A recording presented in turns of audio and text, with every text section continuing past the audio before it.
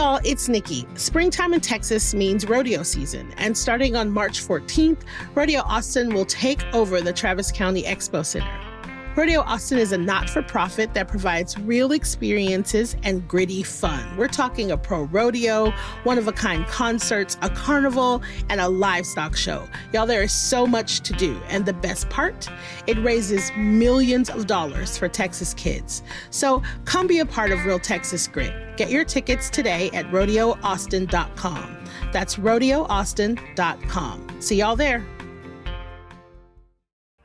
Hey y'all, it's Nikki. I have to tell you about Tecovas boots. I finally have a pair and they're handmade, high quality, stylish, and comfortable. I even got them customized with leather stamping. The folks at Tecovas will help you find just the right pair. So swing by for yours at the Tecovas flagship on South Congress or their store at the Domain. Plus, good news, they just opened a new store in Georgetown at 709 Main Street for those of y'all that live a little further north. So come shop with me at Tecovas. That's TECOVAS.com. Don't go gently, y'all.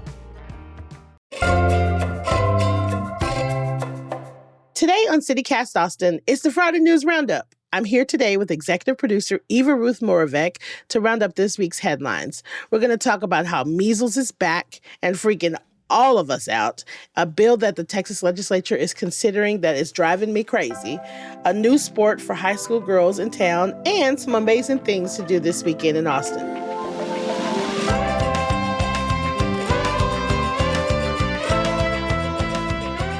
It's Friday, February 28th. I'm Nikki Devon, and this is what Austin's talking about.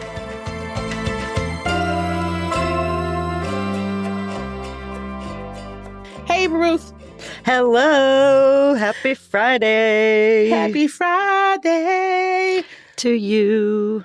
So, as you may notice, we are missing our third. Womp, womp. Kelsey Bradshaw. But Kelsey is a hardworking woman. She is. And so she couldn't be on with us today. She works hard for the money. Okay, sorry. But she's recovering. She's recovering. She got sick, but she's feeling better. And luckily, she didn't get this nastiness. Listen, okay, let's talk about it. So for the first time since 2015, someone has died of measles. Insane. An unvaccinated school-age child was part of the outbreak in West Texas, and around 20 people are being treated at the same hospital where the kid died. Now, we first heard about this around Valentine's Day because someone from that same community who had measles was gallivanting around Central Texas, visiting colleges in San Marcos and San Antonio, and going to tourist attractions, bringing their cooties down here.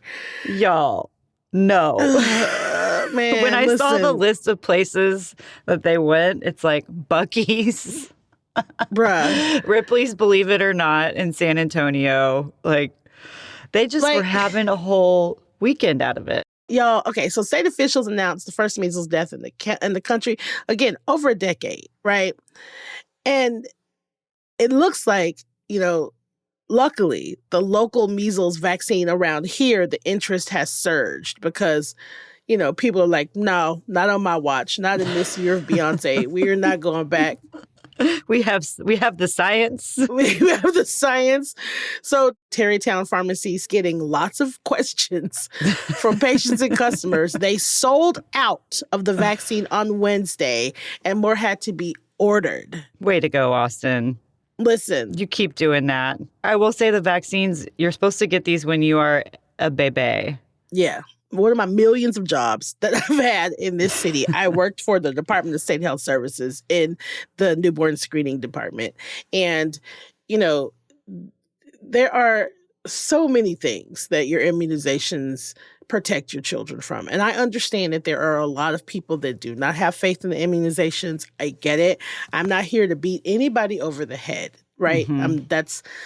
Although I do not understand it, it's okay. I don't have no kids, so I don't have to understand it. But your baby, they get these things like in their 2-month checkup or their 2-year checkup.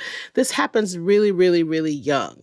Mm-hmm. If you are a person that decides you do not want to vaccinate your child, then can we just agree that you are going to be careful about where you gallivant out in the world? Can we just agree that you're going, you know what I mean? Like, that's the thing. When you're rashy, if you've got a rash. You have measles is something that you can see on your body. Right. You can see that you have it. So, my question has always been the same about stuff like this. Like, where does the responsibility lie? I don't believe anybody should be forced to do anything that they don't want to do with their children.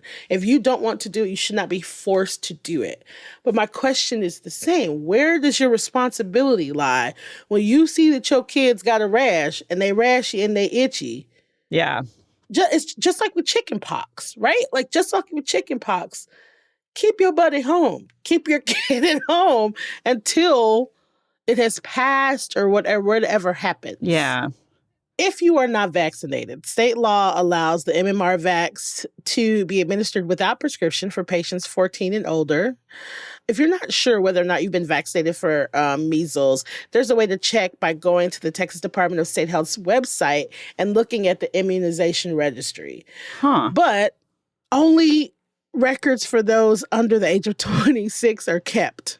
Yikes. Here's the thing. I'm like, okay, so they sold out of vaccinations on Wednesday and more had to be ordered. So it's like, yeah. But also, why aren't you vaccinated already? I know. What is happening? Why aren't you already vaccinated?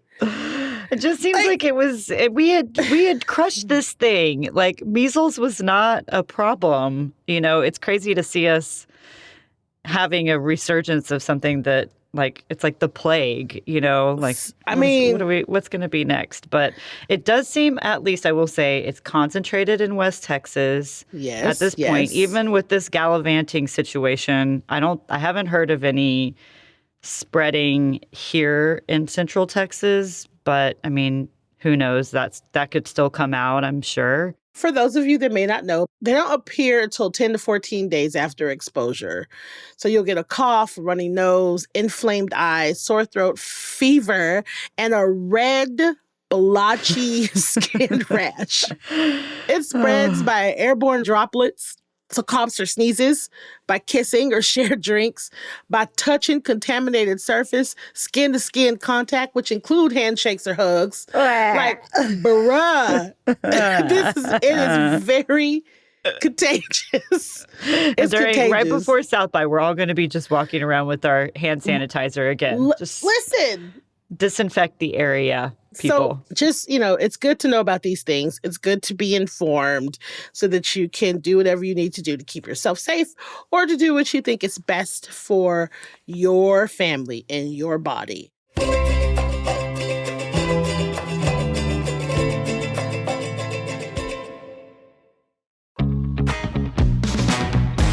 Hey y'all, it's Nikki. We sure do love our live music here in Austin, and musicals are no exception. So there's a Broadway show in town I have to tell you about. Jersey Boys is a Tony-winning hit that tells the legendary story of Frankie Valli and the Four Seasons, and it is on stage right now through March 2nd at the Zach Theater.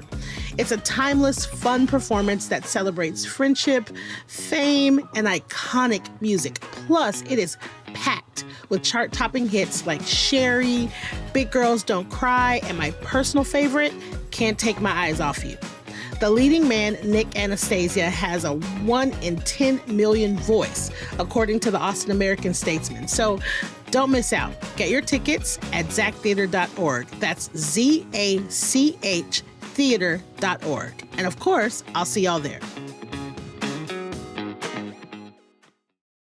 And speaking of being informed, excellent. Yes. Thanks. Teach us, Nikki. Teach us.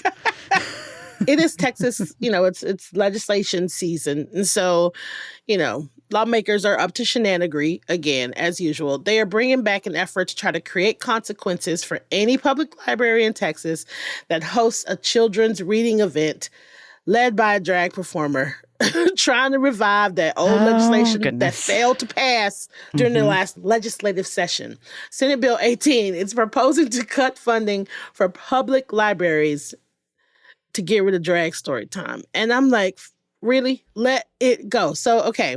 The bill proposes that, quote, Municipal library may not receive state or other public funds if the library hosts an event in which a man presenting as a woman or a woman presenting as a man reads a book or a story to a minor for entertainment, and the person being dressed as the opposite gender is a primary component of that entertainment. Y'all, it makes me irrationally angry. It makes me irrationally angry. Like, it's like they're trying their hardest to like cover all their bases, cover all your bases. We don't want any entertainment for children unless everybody has the correct clothes on.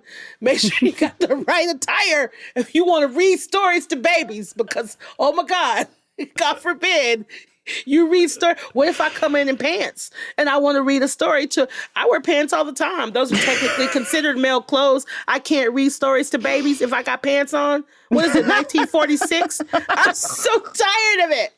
I'm over it. I can't handle this. It is just, it's bordering on like ridiculous. I can't. No, it is ridiculous. I can't handle it. It's just so hyper focused. It's so hyper focused. It's strange, but so this all goes back to drag queen story hour, which I'm putting in quotations, right, which became a whole thing that libraries, that schools, that Girl Scout clubs, whatever, different groups were doing. And it's like a way to expose kids to drag. They're also just performers. They're in costume. They could be wearing a chipmunk outfit. They could be clowns, whatever. But this is clowns are way scarier. Clowns are way scarier. And in horror movies.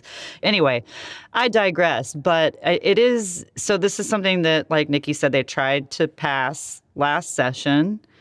And it didn't go through. But one thing that did get through the session last year was a law that would ban drag shows in the state and imprison their performers.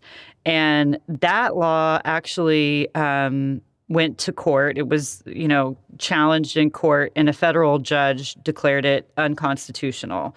And the ACLU was very involved in that fight. And so it sort of seems like Groundhog Day, just bringing back sort of like what you've seen on the abortion issue when there's just like this thing that they keep coming back to try to like dig a little more, see what's legal, see where they can push the boundaries. Apparently, they brought this up before. The one case that they keep going back to is a performer in Houston who did a drag story time and happened to be, and I'm not trying to diminish this, ended up being a sexual offender or on the sexual offenders registry. This one person in Houston.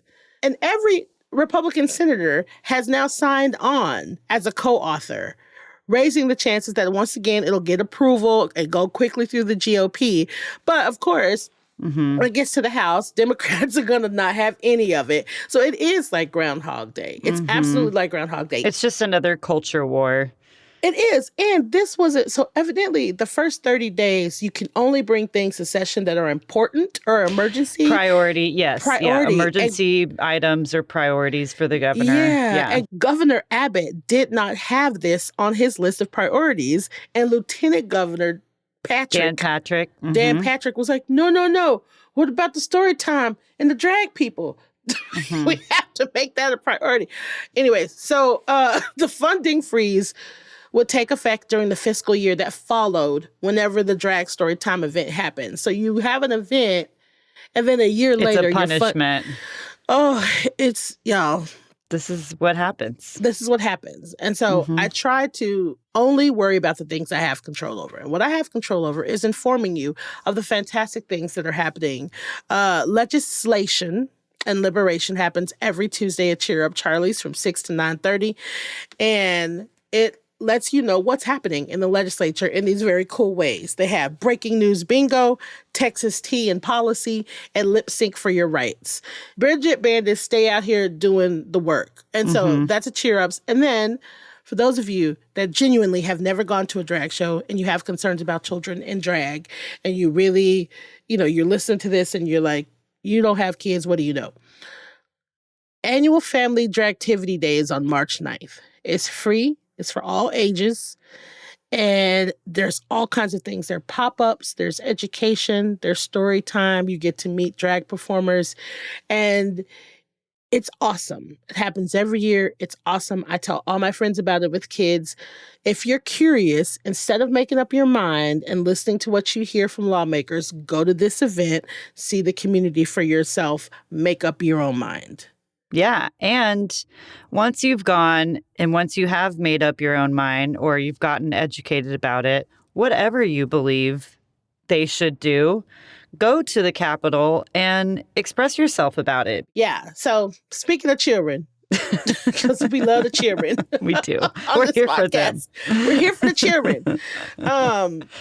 So we don't want them ourselves, but we're here for them. Just as a cute little side note, girls flag football is coming to AISD. And I am super excited about this. Yes. I'm excited about it. Starting next school year, AISD high schools, each school will form a 7-on-7 girls flag football team. And they're working with the Dallas Cowboy organization with this. And they'll start competing in the spring. And there'll be a tournament that's scheduled for next May. They're going to get grant funding for coaching, education, startup costs, uniforms, and equipment. I love this. As a former Powder Puff football player, this warms my heart. And for those of you that don't know what Powder Puff football is, once a year in high school, I'm sure this happened everywhere. I don't know. I know for a fact it happened in the South. Happened in my high school. There's a Powder Puff football game where girls got to play football and the boys dressed up as cheerleaders. Yes. And it was a fundraiser and it was one of the best things that ever. Hilarious. Always hilarious. I played twice. I loved it. I loved it. It's a big thing. It's fun. I think it's great to see women's sports and girls sports just expanding and girls getting the opportunity to, be athletic in whatever way they want. And I know, for me, I will say one of the athletes that I've been so influenced by, it's dorky, but fangirl over, is Ilona Maher, who played rugby for the U.S. at the Olympics. And then she was on Dancing with the Stars. And it's people like that you're just damn, she is tough. Yes. But she's also fragile. She's got it all. And it's such a great example for girls to see, you can be tough. You can, play football. You can do these things and also put ribbons in your hair and whatever the hell you want, So it's fun. It's exciting. And I'm glad that AISD's giving girls that opportunity, and it'll be good. I love that. I love that. So I'll be definitely keeping an eye on that and, hell yeah, watching it. Speaking of watching. Oh, yeah.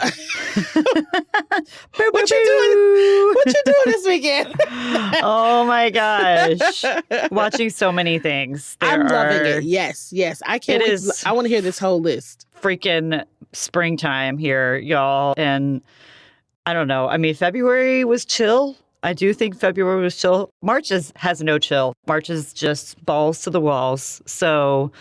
Yeah, it's called March Madness for a reason. I know. Yeah. Seriously. So tonight is this really cool benefit happening at Pershing House. And it's called Songs for California, Blooming from the Ashes. And it's a benefit for the Los Angeles wildfire relief effort. And so it's from 7 to 9 tonight, and their performances by Buffalo Hunt, Theo Lawrence, Ruby Stewart, and more. So that's a fun little way to... it's nice to see a bunch of different musicians at once and also do something good.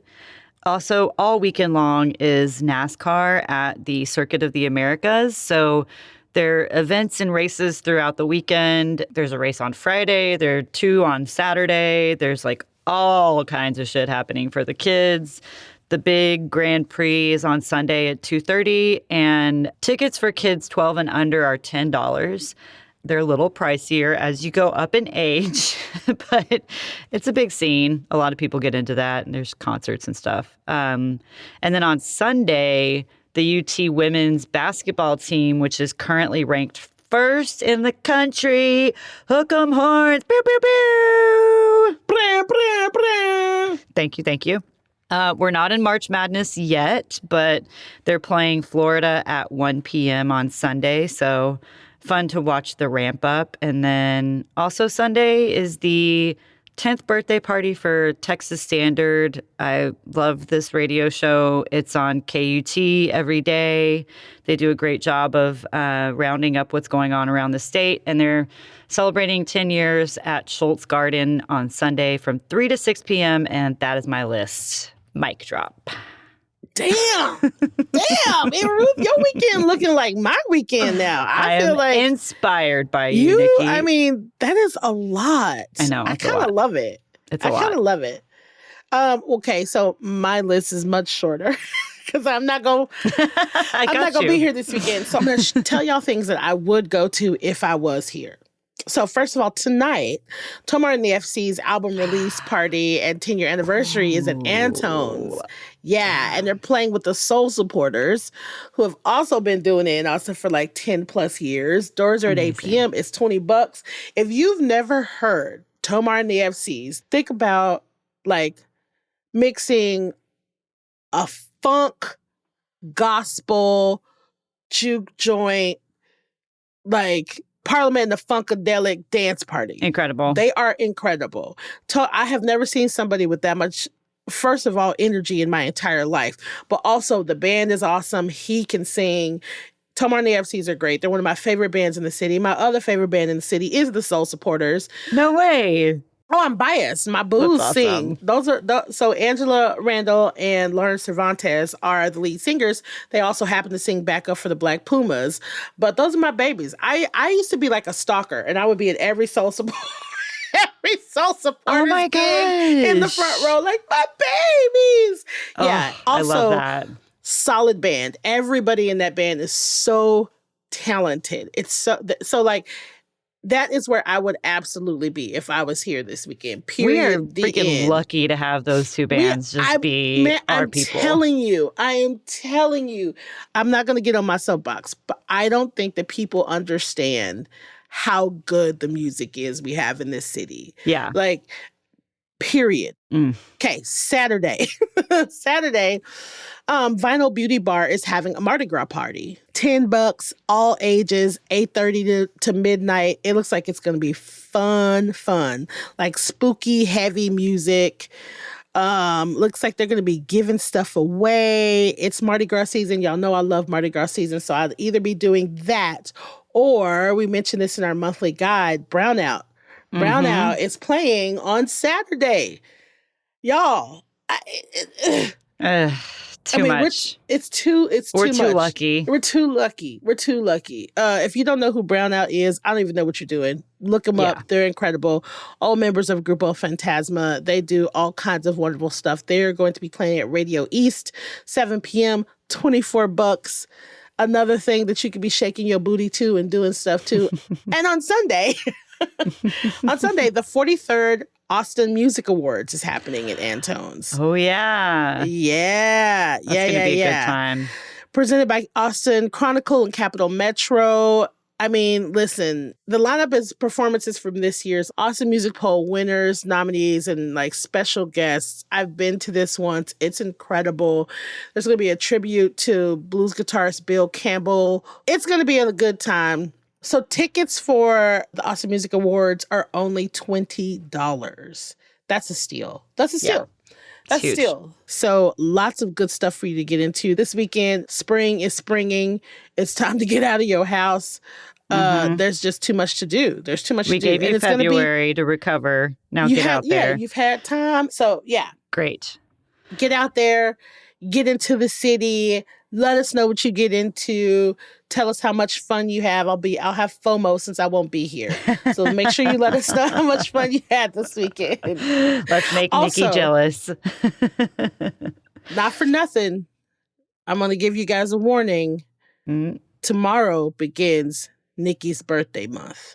So hold on to your butts. Hold on to your butts. Happy birthday. Happy birthday, Nikki. Y'all gonna be so sick of hearing me talk about my birthday. You're welcome. I can't wait. Pisces season, everyone. Eva Ruth, thank you so much for rounding up the news with me this week. It's great. This has been awesome. Kelsey, we miss you. We'll see you next week. We will see you next week. Bye, guys. That's all for today here on CityCast Austin. Our executive producer is Eva Ruth Morvek. Our producers this week are Zoe Culkin, Adam Sage, and Elizabeth Kama. And I'm your host, Nikki Devon. Our Hey Austin newsletter editor is Kelsey Bradshaw. Music is by Nelson Valente Aguilar of Como Las Movies. If you enjoyed the show, why not tell a friend, rate the show, leave us a review, and subscribe to our Hey Austin newsletter. We'll be back Monday morning with more news from around the city. Bye, y'all.